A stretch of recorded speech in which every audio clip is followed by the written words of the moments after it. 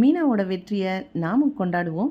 மீனா புது ஐடியாவில் புது பிஸ்னஸ் பண்ணலாம் அப்படின்னு சொல்லி ஃப்ரூட்ஸ் எல்லாம் வச்சு ஒரு பொக்கே ரெடி பண்ணுறாங்க. இதை பார்க்குற ஸ்ருதி அதை ஃபோட்டோ எடுத்து சோஷியல் மீடியாவில் அப்லோட் பண்ணுறாங்க.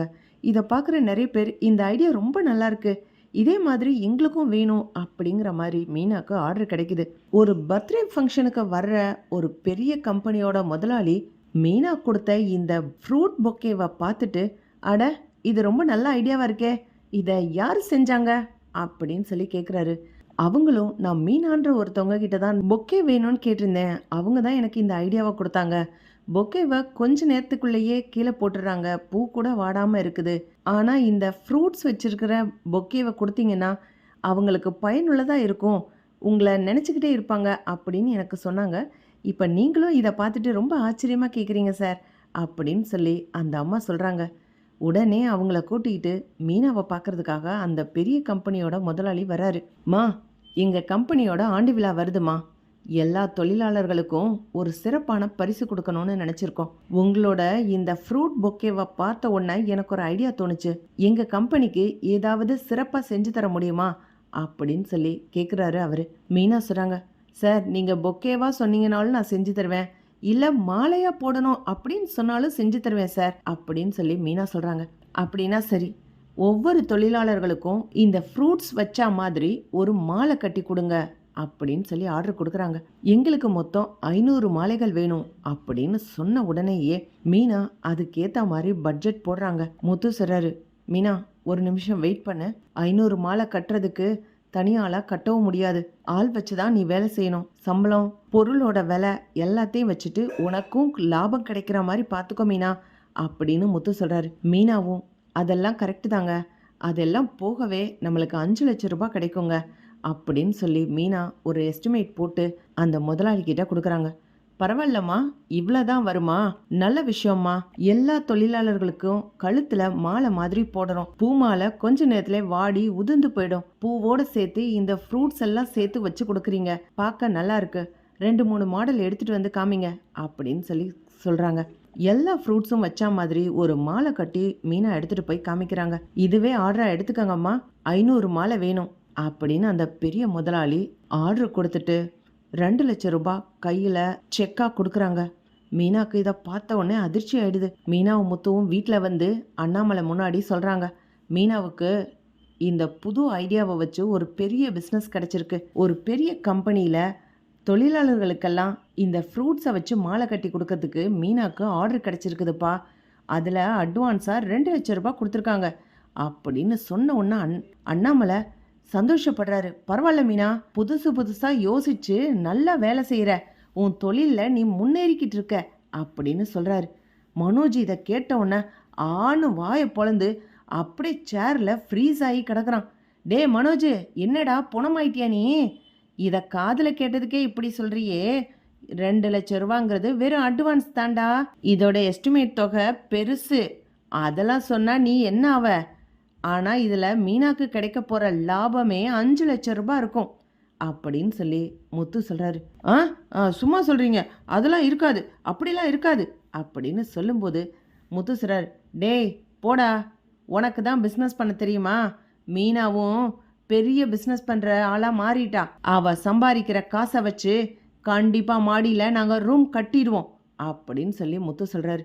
மீனாவும் அதுக்கு ஏற்ற மாதிரி மாலை கட்ட ஆரம்பிக்கிறாங்க. கொஞ்சம் பூக்களும் வச்சு ஆப்பிள், ஆரஞ்சு, அதுக்கடுத்து வாழைப்பழம் எல்லாம் வச்சு கலர்ஃபுல்லாக ரொம்ப அழகாக கட்டி கொடுக்குறாங்க. மாலையில் குஞ்சம் மாதிரி தொங்குறதுக்கு கிரேப்ஸ் எல்லாம் கோர்த்து ஒரு பழம் கூட வீணாக போகக்கூடாது, ஒவ்வொருத்தரும் வீட்டுக்கு எடுத்துகிட்டு போய் இந்த பழத்தை முழுசாக சாப்பிட்டு அதோட பலனை அனுபவிக்கிற மாதிரி எல்லாமே நல்ல பழமாக இருக்கணும் அப்படின்னு சொல்லி பார்த்து வாங்கி எப்படி கட்டுறதுன்னு ஐடியாலாம் கொடுத்து எல்லாரையும் கட்ட வைக்கிறாங்க. அண்ணாமலை சொல்கிறாரு, மீனா உனக்கு இங்கே உட்காந்து கட்டுறதுக்கு இடம் பத்துமாமா, இல்லைன்னா மாடியில் உட்காந்து கட்டுங்க, அங்கே பெரிய இடமா இருக்குல்ல, மேலே வேணா பந்தல் போட்டுக்கலாம் மீனா அப்படின்னு அண்ணாமலை சொல்கிறாங்க. மாமா, நானும் அதைத்தான் யோசிச்சுட்டு இருந்தேன், ஏன்னா நிறைய பேர் உட்காந்து கட்டணும், அதில் இடம் பத்தாது தான், இருந்தாலும் இப்போ வீட்டுக்குள்ளேயே உட்காந்து கட்டலாமாம்மா அப்படின்னு மீனா சொல்லிட்டு பூ கட்ட ஆரம்பிக்கிறாங்க. கரெக்டாக அதே மாதிரி டெலிவரியும் கொண்டு போய் கொடுத்துட்றாங்க. அந்த ஃபேக்ட்ரியோட முதலாளி பார்த்துட்டு, இன்னைக்கு தொழிலாளர்கள் எல்லார் கழுத்துலையும் மாலை இருக்கு, அதோட அந்த மாலையும் அவங்களுக்கு பயன்படுற மாதிரி இருக்கு, ஒவ்வொருத்தரோட முகத்துலையும் அவ்வளவு புன்னகை இருக்கு, எவ்வளவு சந்தோஷம், பார்க்க பார்க்க அவ்வளோ நல்லா இருக்குதே அப்படின்னு சொல்லி முதலாளி ரொம்ப சந்தோஷப்படுறாரு. இதெல்லாம் பார்க்குற தொழிலாளி வேகமாக ஒருத்தர் ஓடி வந்து, ஏம்மா எங்களுக்கெல்லாம் இந்த பழங்கள்லாம் வச்சு மாலை கட்டி கொடுத்தது நீங்கள் தானே, எங்களுக்கு ஒரு உதவி பண்ணுறீங்களா? எங்கள் முதலாளி எங்கள் கழுத்தில் போடுறதுக்கு பழங்கள்லாம் வச்சு மாலை கட்டி போட்டு எங்களை சந்தோஷப்படுத்திட்டாரு. எங்கள் முதலாளி கழுத்தில் போடுறதுக்கு ஒரு மாலை வேணும் இல்லைம்மா, அது இதை விட இன்னும் சிறப்பாக இருக்கணும்மா அப்படின்னு சொல்லி ஒரு தொழிலாளி சொல்கிறாங்க. உடனே மீனா, அதுக்கு என்னங்க, அரை மணி நேரம் டைம் கொடுங்க, நான் இப்போ ரெடி பண்ணி கொண்டு வந்துடுறேன் அப்படின்னு சொல்லிட்டு, எல்லா பழமும் விலை வசதியான பழமாக இருக்கட்டும்மா அப்படின்னு தொழிலாளர்கள் கேட்டுக்கிட்டதுக்காக மீனா செரி பழம், லிச்சி, ரங்கூட்டான் பழம், மங்குஸ்தான் இந்த மாதிரி விலை வசதியான பழங்களாக வச்சு ரொம்ப அழகாக கட்டி கொண்டு வந்து கொடுக்குறாங்க.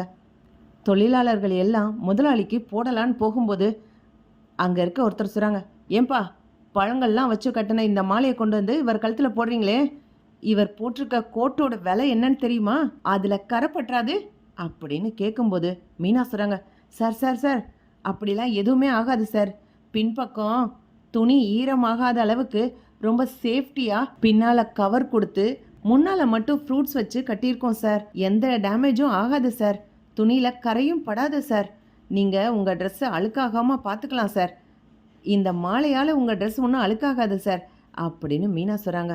தொழிலாளர்கள் எல்லாம் முதலாளிகளுக்கு இந்த மாலையை போட்டு பெருமைப்படுறாங்க. அந்த முதலாளிகளில் ஒருத்தர் சொல்கிறார், இந்த ஐடியா ரொம்ப நல்லா இருக்குதுமா, எங்கள் கம்பெனி இன்னைக்கு இவ்வளவு சந்தோஷமாக இருக்கிறதுக்கு எங்கள் தொழிலாளர்களோட உழைப்பு முக்கியமான காரணம்னா அதுக்கடுத்து நீங்கள் கட்டி கொடுத்த இந்த மாலை தான் முக்கியமான காரணம். நான் ஒரு ஸ்கூல் வச்சுருக்கிறேம்மா, அந்த ஸ்கூலில் ஒவ்வொரு நாளும் இந்த மாதிரி ஒரு மாலை ஒரு ஸ்டூடெண்ட்டுக்கு போடப்படும். எந்த மாணவன் இன்னைக்கு எல்லா பாடங்களையும் ஒழுங்காக படித்து ஒழுங்காக ஹோம்ஒர்க் எழுதிட்டு வரானோ அவனுக்கு இந்த மாலை சிறப்பாக போடப்படும். அன்னைக்கு கிளாஸில் முடிஞ்சதுக்கப்புறம் இந்த மாலையை வாங்கிக்கணுன்றதுக்காகவே ஒவ்வொரு மாணவர்களும் நல்லா படிக்கணும்னு மோட்டிவேஷனோடு படிப்பாங்க. இன்னைக்கு ஒரு கிளாஸில் ஒரு மாலைன்னு சொல்லி நான் உனக்கு ஆர்டர் கொடுக்குறேம்மா, தினம் வரணும், எங்கள் ஸ்கூலில் எத்தனை கிளாஸ் இருக்குதுன்னு சொல்லி எங்கள் மேனேஜர் உனக்கு சொல்லுவாங்கம்மா, இந்த ஆர்டரை நீ எடுத்துக்கோ அப்படின்னு சொல்லி இன்னொரு புது ஆர்டரும் கிடைக்குது. மீனா இந்த சந்தோஷமான விஷயத்த மறுபடியும் வந்து வீட்டில் சொல்கிறாங்க. முத்து சொல்கிறாரு, மீனா நீ மாடியில் ரூம் கட்டலான்னு தானே சொன்ன, வேண்டாம் மீனா, இந்த வீடு மாதிரியே இன்னொரு வீடை நீ வாங்கிடலாம், அந்த அளவுக்கு வருமானம் வரும், தினம் ஸ்கூலுக்கு மாலை கட்டுற வேலை உனக்கு நல்ல பிஸ்னஸ் தான். ஒரு கிளாஸு, அதாவது எல்கேஜின்னு எடுத்துக்கோ, அதில் எப்படியும் 10 கிளாஸ் இருக்கும், அப்படின்னா எல்கேஜிக்கே 10 மாலை ஆயிடுச்சு, ஒவ்வொரு கிளாஸ்க்கும் ஒரு ஒரு மாலை தானே, அப்போனா 10வது வரைக்கும் எத்தனை கிளாஸ் இருக்கும், அத்தனை கிளாஸுக்கும் மாலை கொடுக்க போகிற, ஒவ்வொரு மாணவரும் உன் பேரை சொல்லி சொல்லி அந்த பழங்களெல்லாம் பிச்சு பிச்சு சாப்பிடுவாங்க, ரொம்ப சந்தோஷப்படுவாங்க மீனா. இந்த ஐடியானால தொழிலாளர்களும் சந்தோஷப்படுறாங்க, மாணவர்களும் சந்தோஷப்படுறாங்க, அதை விட நீயும் நானும் ரொம்ப சந்தோஷப்படுறோம், எங்கள் அப்பா உன்னை பார்த்து ரொம்ப பெருமைப்படுறாரு மீனா அப்படின்னு முத்து மீனாவை பாராட்டுறாரு. இப்படி போனால் நல்லாயிருக்கும். பார்க்கலாம் ஃப்ரெண்ட்ஸ். லைக் பண்ணுங்கள், ஷேர் பண்ணுங்கள், கமெண்ட் பண்ணுங்கள். Thank you friends.